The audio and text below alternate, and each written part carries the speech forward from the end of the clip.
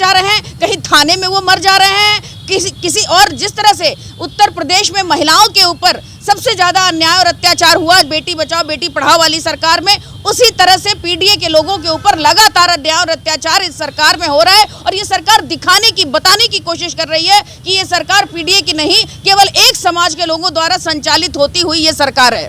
कश्मीर आओ, यहाँ पे पर्यटन को बढ़ावा देने के लिए बुलाते हैं और उनकी सुरक्षा नहीं दे पाते, ये बड़े अफसोस की बात है। क्योंकि उनको हमेशा उन्हें पुलवामा किया, आज कितने साल हो गए, ना उसकी जांच हुई, ना अभी तक उसका पता चला कि क्या हुआ है। इसी तरह इसी में भी ऐसा ही दिखाई देता है। बच्ची थी बिहार की, क्या उसको न्याय मिला? जो पीएमओ ऑफिस के बगल में उसका रेप और करके सब मर्डर कर देते हैं, उसको भी न्याय नहीं मिला। जो बीएचयू की आईआईटी की छात्रा थी, जो भाजपा के आईटी सेल वालों ने उसके साथ गैंग रेप किया, और वो बलात्कारी जब जेल जाते हैं, जेल से छूट के आते हैं, तो यही भाजपा के लोग फूल और माला से, ये वही लोग हैं जो बहुत ज्यादा मतलब ये बड़ी बड़ी बातें करते। लोकसभा चुनाव में जब चुनाव हो रहा था तो सोचिए, ऐसे ये कहते ना कि मैं महिलाओं का रक्षक हूँ, और ऐसे भक्षक प्रज्वल रेमन्ना के लिए वोट मांग रहे थे जिन्होंने 3000 से अधिक महिलाओं का शोषण किया। तो आप देख रहे हैं काशी उजाला न्यूज। आज नरेंद्र मोदी जी के संसदीय क्षेत्र में समाजवादी पार्टी के बड़े नेता, यहाँ तक कि महिलाएं भी आ गई हैं धरना पर, और हम बात करेंगे कि आज ये धरना का क्या उद्देश्य है। बहुत बहुत धन्यवाद, आप हमारे चैनल पे आई। जी, आपका भी बहुत बहुत धन्यवाद। आप समाज के और लोगों का, जनता के मुद्दे उठाते हैं, तो आपका भी बहुत बहुत धन्यवाद। आपकी वजह से जनता को सच्चाई का पता चल पाता है। जैसा जिस तरह से आप लोग विरोध प्रदर्शन कर रहे हैं, इसका क्या उद्देश्य है? विरोध प्रदर्शन बस एक ही मुद्दे को लेकर है। आज का दिन लालजी सुमन के ऊपर जो उन्होंने टायर फेंके हैं, ये बहुत कायराना हरकत है।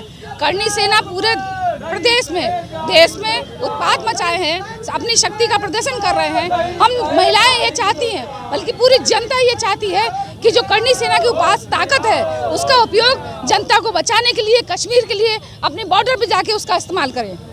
और जिस तरह से पहलगाम में हमला हुआ, उस हमलों को कैसे देखती हैं आप? उस हमले को कहेंगे ये कि पहले से ही वहाँ पे चौकियाँ बंद कर दी गई थी। जैसे वहाँ के जो, क्या ये साजिश तो नहीं? ऐसा तो बिल्कुल दिखाई देता है जैसा वहाँ पे लोग मौजूद थे, कुछ लोग मर गए, कुछ लोग बच गए। उनका ही वक्तव्य आ रहा है कि वहाँ पे चौकियाँ हटा दी गई। 20 मिनट तक आतंकवादी सबको घेरे रहे, मारते रहे, सेना कोई दिखाई नहीं दी। उसके बाद ही वो 200 किलोमीटर भाग गए और किसी का दिखाई नहीं दिया। तो सेना के किसी व्यक्ति ने भी आगे आके ये बोला है कि हम लोगों को 1,80,000 जो पूर्व में चीफ थे, 1,80,000 सैनिक कम कर दिए गए। जब धीरे धीरे जितना सैनिक कम हो जाएंगे तो हम सुरक्षा कैसे दे पाएंगे? इसी तरह पहलगाम में भी हमला कराया गया है, ये दोष मना जा रहा है। बड़े अफसोस की बात है कि कुंभ मेले में नहाने वालों की संख्या तो ये गिन लेते हैं कि कितने लोग नहाने आए हैं, लेकिन हमारे जो लोग जिनको बुलाते हैं कि कश्मीर आओ, यहाँ पे पर्यटन को बढ़ावा देने के लिए बुलाते हैं और उनकी सुरक्षा नहीं दे पाते, ये बड़े अफसोस की बात है। क्योंकि उनको हमेशा उन्हें पुलवामा किया, आज कितने साल हो गए, ना उसकी जांच हुई, ना अभी तक उसका पता चला कि क्या हुआ है। इसी तरह इसी में भी ऐसा ही दिखाई देता है। क्या कहना चाहेंगे मैडम? सभी का खून है शामिल यहाँ की मिट्टी में, किसी के बाप का हिंदुस्तान थोड़ी है। बताइए कि जो आतंकवादी है वो धर्म पूछ कर मारते हैं, और करनी सेना के लोग जो है वो जाति देखकर मारते हैं। लालजी सुमन जो आगरा के सांसद है, दलित सांसद, बताइए उनके ऊपर जानलेवा हमला करते हैं, उनको जीप काटने की धमकी देते हैं। और जितने भी दलित हैं, आप देख लीजिए, बुलंदशहर में 4 दलितों के ऊपर कार चढ़ा दी जाती है, और गेहूं काट रही खेत में महिला उसको जिंदा जला देते हैं। क्या दलित होना अपराध हो गया है? अभी बनारस में ही देख लीजिए, पटेल जो हेमंत पटेल था, उसको सामंती रवि सिंह गोली मार देता है। तो मैं यही पूछना चाहती हूँ कि करनी सेना और आतंकवादी में कोई अंतर नहीं है, दोनों बराबर ही है।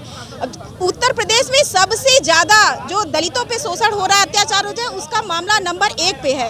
आप कहीं भी देख लीजिए, आप बुलंदशहर में देख लीजिए, मेरठ में देख लीजिए, पुलिस प्रताड़ना से महिलाएं आत्महत्या कर रही हैं, पुलिस के डर से महिलाएं भयभीत होकर आत्महत्या कर ले रही हैं। तो ये कहीं भी सुरक्षा नहीं वो कर रहे हैं, केवल योगी मोदी के नाम पे सबको बेवकूफ़ बनाना चाह रहे हैं। इन्हीं के संरक्षण में इतना ज़्यादा घटनाएं हो रही हैं। आप देख लीजिए कि जो अभी पुलवामा में ये तो कह रहे थे ना कि 370 हट जाएगा तो पूरे देश से आतंकवाद हट जाएगा, उसके बाद भी पुलवामा जैसी घटना होती है, उसमें 40 वीर जवान जो है शहीद हो जाते हैं। तो ये कहाँ सुरक्षा दे रहे हैं, क्या कर रहे हैं? इन्हीं के संरक्षण में भाजपा वाले इतना ज़्यादा मतलब अत्याचार कर रहे हैं कि कहने को नहीं। सारा देश परेशान है, बहुत लोग परेशान हैं। और महिला सुरक्षा, महिला वंदन, बहुत सारी महिलाओं पे ये बात करते हैं। ये मुद्दा मैं नहीं उठाना चाहती हूँ, लेकिन ये महिलाओं को लेकर के भी बहुत बड़ी बड़ी बातें करते हैं, लेकिन कोई भी महिला सुरक्षित नहीं है। इनका केवल नारी बंधन, अभिनंदन, ये तमाम बातें करने के बाद भी भाजपा जमीन पे कुछ भी नहीं करा पाई है। जिस तरीके से महिलाओं के ऊपर अत्याचार, अन्याय और रेप की घटना हो रही है, उससे पूरा देश परेशान है। और इस समय जो यह सरकार दलित विरोधी सरकार है, यह सरकार संविधान विरोधी सरकार है। यह कहीं से भी केवल हिंदू मुस्लिम के नाम पर अभी जो योगी जी हैं वो केवल पीडीए का घर मकान बुलडोजर पे सवार होकर पीडीए के घर मकान और सपनों को रौंदना चाहते हैं। वहीं पूर्व के राष्ट्रीय अध्यक्ष अखिलेश यादव जी पीडीए के हक, मकान और घर को बचाने का लड़ाई लड़ रहे हैं। तो ये कहीं न कहीं से देखा जाए तो ये सरकार पूरी तरीके से दलितों पे अत्याचार और शोषण कर रही है। एक और जहां पूरा विश्व अंतरिक्ष में जिंदगी की नई संभावनाएं तलाश कर रहा है, वहीं दूसरी ओर बुलंदशहर में खेत में बोझा न ढोले पे महिला को जिंदा जला देते हैं। तो ये कहीं न कहीं से हर जगह दलितों पे अत्याचार, शोषण हो रहा है। इन्हीं के संरक्षण में ये सरकार इतना छूट दे रखी है कि तुम जाओ, जो भी करो सब माफ है। अच्छा, जिस तरह से हत्याएं अपने नरेंद्र मोदी जी के सांसदीय क्षेत्र में हो रही है, ये आखिर के कब तक ऐसा होता रहेगा? यही हालात रही तो गृह युद्ध होना तय है, क्या कहेंगी? ये बातें तो बहुत बड़ी बड़ी करते हैं, लेकिन इनके ही बनारस में आए दिन महिलाओं के साथ, अभी स्नेहा कुशवाहा जो हमारी बच्ची थी बिहार की, क्या उसको न्याय मिला? जो पीएमओ ऑफिस के बगल में उसका रेप और करके सब मर्डर कर देते हैं, उसको भी न्याय नहीं मिला। जो बीएचयू की आईआईटी की छात्रा थी, जो भाजपा के आईटी सेल वालों ने उसके साथ गैंग रेप किया, और वो बलात्कारी जब जेल जाते हैं, जेल से छूट के आते हैं, तो यही भाजपा के लोग फूल और माला से, ये वही लोग हैं जो बहुत ज़्यादा मतलब ये बड़ी बड़ी बातें करते। लोकसभा चुनाव में जब चुनाव हो रहा था तो सोचिए, ऐसे ये कहते ना कि मैं महिलाओं का रक्षक हूँ, और ऐसे भक्षक प्रज्वल रेमन्ना के लिए वोट मांग रहे थे जिन्होंने 3000 से अधिक महिलाओं का शोषण किया। तो ये बातें केवल दिखाने वाली काम करते हैं, कुछ भी कोई सेफ नहीं है, ना ही पीडीए के लोग, ना ही महिलाएं। आज जिस तरह से आप बात कर रही हैं उस तरह से तो सुरक्षा महिलाओं को भी चाहिए, लेकिन जिस तरह से हत्याएं हो रही हैं, क्या जो दलित समाज है, पिछड़ा समाज है, सबको एक साथ आना चाहिए कि नहीं आना चाहिए? सबको एक साथ आना चाहिए। जितने लोग भी भाजपा को वोट दिए, आज सारे लोग पछता रहे हैं कि बताइए, ये हम लोग उनको चुन के लाए थे कि कम से कम महिलाओं का सुरक्षा हो, लेकिन इतना ज़्यादा महिलाओं का रेप, बलात्कार हो रहा है। कहीं भी कोई पढ़ने जा रहा है, कहीं भी कोई स्कूल जा रहा है या घर में है, तो कोई भी सुरक्षित नहीं है। इसलिए सारे लोग मन बना के बैठे हैं कि 2027 में इनका जवाब देंगी वो। आज किस तरह से डॉक्टर भीमराव अंबेडकर की प्रतिमा पे आप धरना देने के लिए आई?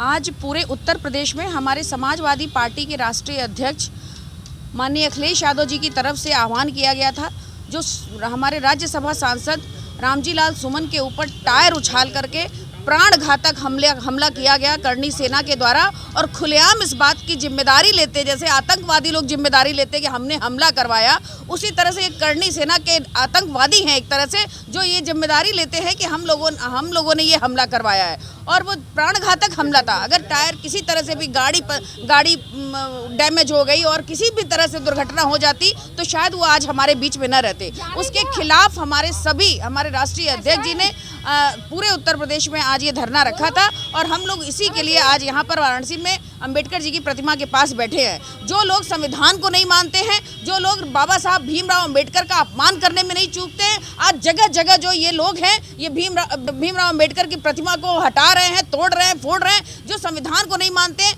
जो लोकसभा चुनाव में खुलेआम कहा करते थे कि हम संविधान को बदल देंगे, ऐसे लोग जो पीडीए की रक्षा नहीं करना चाहते, जो पीडीए की बातों को आगे नहीं करना चाहते, वो लोग आज जो जनता के हित में कोई काम नहीं करना चाहते, वो बेफालतू के मुद्दों को उठा करके आम जनता का ध्यान भटकाने की कोशिश करते हैं कि कोई बेरोजगारी पे, कोई महंगाई पर, कोई किसानों के मुद्दों पर, कोई कर्मचारियों पर ना बोले। लेकिन जिस तरह से हेमंत पटेल के ऊपर गोली मार कर हत्या कर दी गई, राजभर समाज का एक आदमी को मार दिया गया है, इस हत्या को लेकर कैसे आप जहां भी देखेंगे वो इन्हीं किसी एक बिरादरी के लोगों का सबसे ज्यादा आतंक मचा हुआ है। और पटेल की हत्या बिल्कुल एकदम आप देखिए कि कार्यालय में बुला करके, स्कूल के ऑफिस में बुला करके उसको मार दिया गया। पीडीए समाज के ऊपर हर तरह अत्याचार, हर तरफ अन्याय हो रहा है। कहीं देखिए उनको नंगा करके पीटा जा रहा है, तो कहीं कपड़े उतारे जा रहे हैं, कहीं थाने में वो मर जा रहे हैं। किसी और जिस तरह से उत्तर प्रदेश में महिलाओं के ऊपर सबसे ज्यादा अन्याय और अत्याचार हुआ बेटी बचाओ बेटी पढ़ाओ वाली सरकार में, उसी तरह से पीडीए के लोगों के ऊपर लगातार अन्याय और अत्याचार इस सरकार में हो रहा है। और ये सरकार बताने की कोशिश कर रही है कि ये सरकार पीडीए की नहीं, केवल एक समाज के लोगों द्वारा संचालित होती हुई ये सरकार है। समस्याएं बढ़ती जा रही हैं, इस तरह से तो पीडीओ को एक साथ होकर के बड़ा आंदोलन आप देखिए कौन सा विभाग, कौन से लोग, कौन से जाति धर्म के लोग, कौन से व्यवसाय में लगे लोग आज परेशान नहीं हैं। बिजली विभाग के लोग देखिए सड़कों पर उतर गए हैं। जिस दिन बिजली विभाग प्राइवेट हो जाएगा, जो ये सरकार करने पर आमादा है, जिस दिन प्राइवेट हो जाएगा उस दिन किसानों को जो मुफ्त बिजली मिलता था वो बंद हो जाएगा। जो बुनकरों को सब्सिडी दी जाती थी वो बंद कर ही दिया है, लेकिन जो थोड़ी बहुत दी जाती है वो भी बंद हो जाएगा। आम आदमी के लिए भी बिजली का बिल कितना महंगा हो जाएगा। ये सरकार पर कैपिटा इनकम तो बढ़ा नहीं पा रही है, गरीबी दिन प्रतिदिन बढ़ती जा रही है, महंगाई बढ़ रही है, लोगों की आमदनी घट रही है, तो गरीब दिन प्रतिदिन बढ़ते जा रहे हैं। हमारे प्रधानमंत्री जी सीना ठोक के कहते हैं कि 80 करोड़ लोगों को हम राशन देते हैं। इसका मतलब 80 करोड़ लोग गरीबी रेखा से नीचे हैं, इसलिए आप उनको राशन देके उनका पेट भर रहे हैं। अब उसके ऊपर से आप बिजली महंगी करने की तैयारी में हैं। आपने रेलवे बेच दिया, आपने LIC बेच दिया, आप बिजली बेच दे रहे हैं, आप लाल किला तक संभाल नहीं पा रहे हैं। आप उसके बाद करना क्या चाहते हैं? पीडीए के लोगों को हर तरफ से परेशान किया जा रहा है। आज पीडीए के हमारे नेता, जो पीडीए के नेता हैं, हमारे राष्ट्रीय अध्यक्ष अखिलेश यादव जी ने कमर कस लिया और हर किसी के साथ वो खड़े हैं। और हम लोग उनकी आवाज में आकर के समाजवादी पार्टी पूरे प्रदेश में उनकी ही आवाज से आज प्रदेश में और देश में जातीय जनगणना लागू हुई है। आज हमारे राष्ट्रीय अध्यक्ष जी ने कहा पूरे दमदारी के साथ कि अगर आप नहीं लागू करेंगे तो हमारी जब सरकार आएगी, हमें जब मौका मिलेगा तो हम लागू करेंगे। उनकी आवाज़ को ही देखते हुए, उनकी दृढ़ता को देखते हुए आज सरकार को झुकना पड़ा और जातीय जनगणना लागू हुई। और हम आप लोगों के माध्यम से अपने राष्ट्रीय अध्यक्ष जी को बहुत बहुत धन्यवाद देना चाहते हैं कि उन्होंने पीडीए की रक्षा के लिए, पीडीए के अधिकारों के लिए, पीडीए की सुरक्षा के लिए उन्होंने एक कदम जो मजबूती से उठाया, उससे आज सरकार को झुकना पड़ा। पिछड़ा समाज और दलित समाज कब इकट्ठा होकर के एक बड़ा आंदोलन कर रहा है?